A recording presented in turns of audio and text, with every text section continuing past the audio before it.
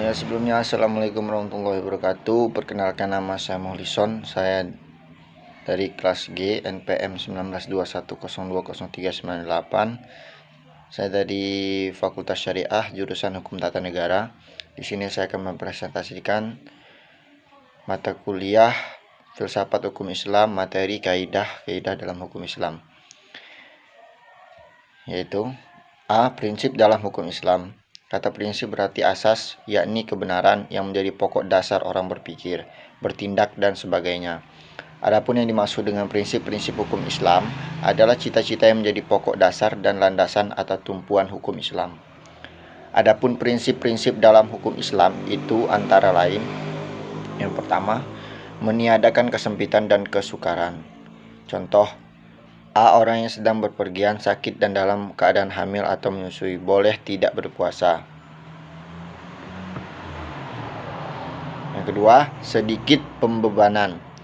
Prinsip ini mengisyaratkan bahwa pembebanan syariat atas manusia memang ada, akan tetapi syarat yang dibebankan itu diterima apa adanya tanpa mempersalahkannya atau mempertanyakannya, yang dapat menimbulkan kesukaran dan pemberatan atas pundak mukallaf terhadap kewajiban agama yang diembannya.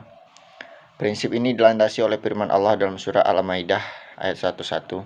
Ayat tersebut menginstruksikan kepada manusia agar dapat menahan diri daripada mempertanyakan masalah yang tidak ada ketetapan hukumnya. Misalnya pada waktu peraturan perundang-undangan belum diketahui, dan agar permasalahannya untuk sementara dibiarkan dan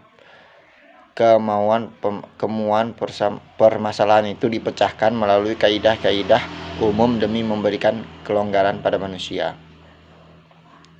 Yang ketiga, bertahap dalam menetapkan hukum. Al-Quran diturunkan secara berangsur-angsur, bukan sekaligus, sebab mengingat potensi manusia yang sangat terbatas, hingga ketika ada ayat yang telah diturunkan kemudian dipahami, barulah ayat lain diturunkan.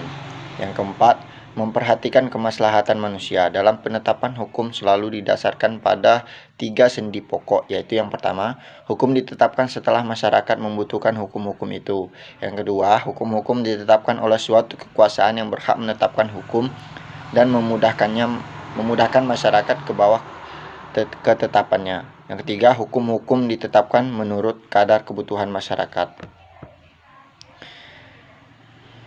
Lalu poin yang kelima, mewujudkan keadilan. Manusia menurut pandangan Islam adalah sama baik di hadapan Allah maupun di hadapan hukum, tanpa ada melihat pada tinggi rendahnya suatu jabatan seseorang, tua maupun muda, melainkan seoptimal dan semaksimal apa yang telah ia perbuat dengan hukum Allah itu sampai mendapat predikat takwa.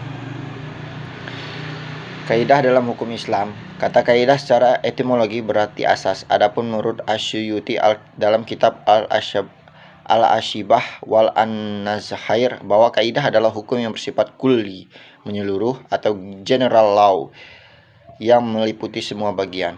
Macam-macam kaidah hukum Islam, yaitu yang pertama, kaidah asasiyah. Segala sesuatu perbuatan tergantung pada tujuannya.